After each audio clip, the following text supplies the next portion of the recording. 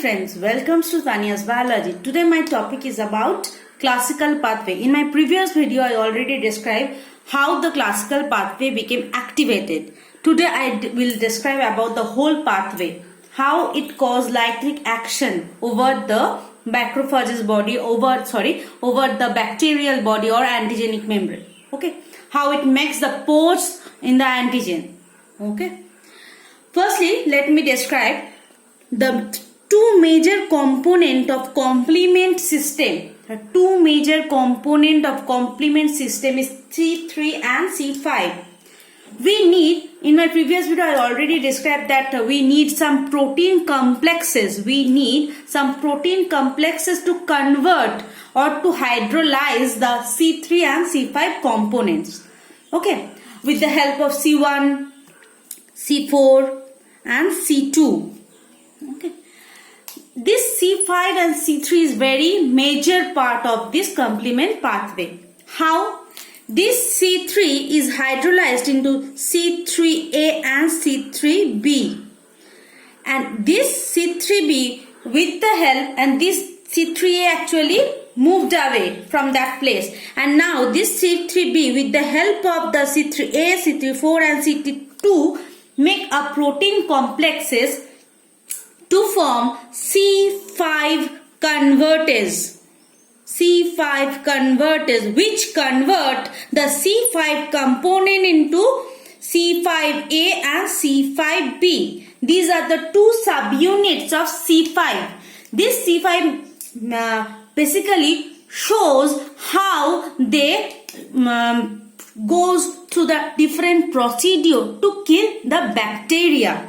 Okay, this here you can see is a whole pathway, how it became activated.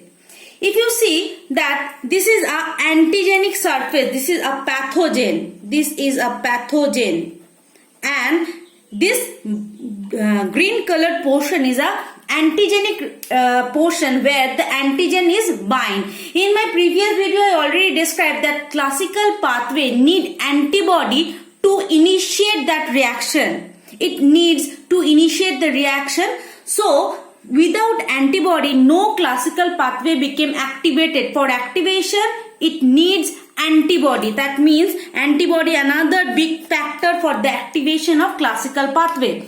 So that means antibody, C3 and C5, those are the components which are playing very major role or key player in the classical pathway. Okay, that means after invading the pathogen in our body, when the classical pathway became activated, that antigen, this red colored portion is antibody portion. The antibody first bind with the antigen. The antibody firstly bind with the antigen. Before binding, no classical pathway is activated. For this binding purpose, we need some calcium ion. We need some calcium ions. We need some calcium ion for the binding purpose. Now, this whole procedure start with C1 component. C1 component. C1 is divided into three subunits: C1Q, C1R and C1S. Q part is the largest part as compared to the R part and S part. Okay, like you can see that C1 is divided into Q, R and S. Q, R and S. This S part is responsible for the hydrolysis of the further component. This S part is responsible for the hydrolysis of the further component. What will happen then after binding the C1? Here you can see that antibody bind with the component. The component are not able to directly bind with the antigenic surface.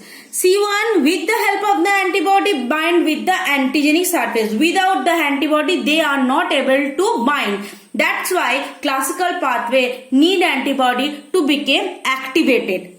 Okay, after that C1S hydrolysis the C4 component. You can see the C4 component with the help of the B and A.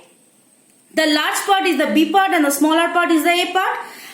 Okay, C1s hydrolase is the C4 component into C4a, which is moved outward and produces signal, and the C4b, the C4b component bind with the antigenic surface. Mind it, C4b is the first complement component who will bind with the antigenic surface. Before that, C1 is not able to bind directly with the surface. Okay, the C4b is the first component who will bind with the antigenic surface. After C4 bind with it, the next component is C2. We can see that C2a, C2 is divided into C2a and C2b. C2a is the large portion and C2b is the smaller portion. In case of C2, the phenomenon is slightly different, because in other cases B is the large part and A is the small part, but there is an exception in case of C2. In case of C2, the smaller part is known as B and the larger part is known as A. Okay.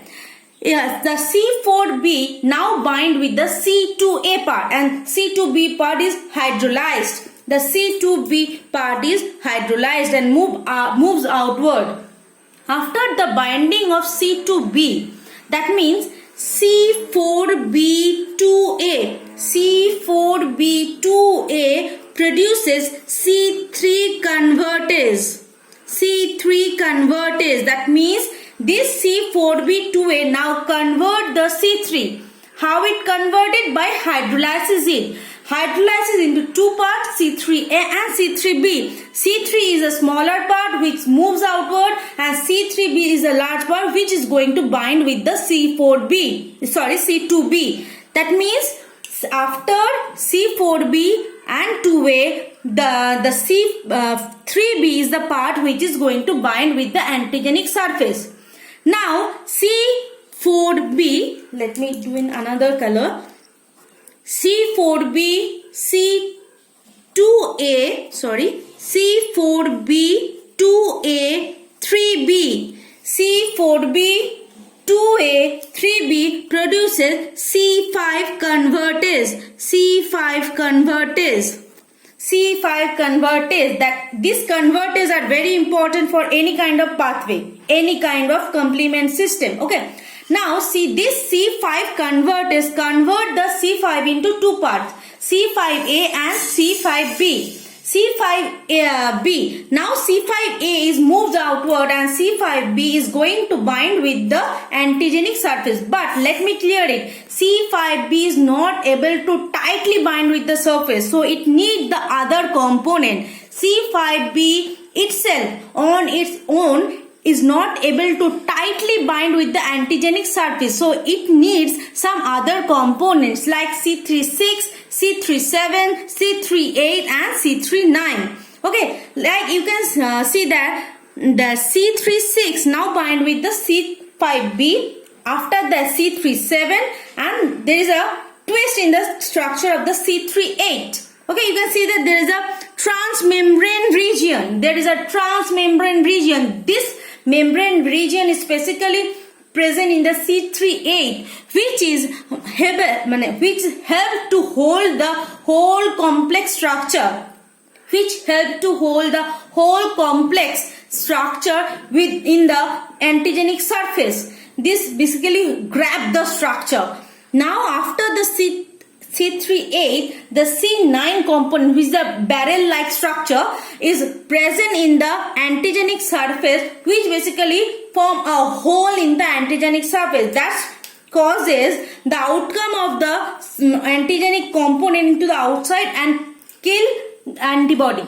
That means the different types of component which I draw here, that different types of component help to bind with the antigenic surface. After binding, they make holes. That means after binding, the lytic process will start.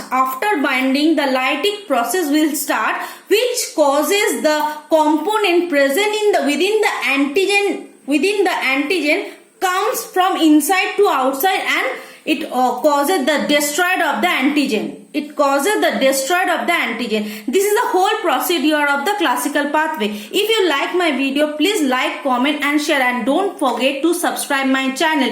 After that, I will also provide you different classes about the alternative pathway and the MBL system, and what is the difference between classical pathway and the alternative pathway. So to get all this video, please click on the bell button. Okay, thank you.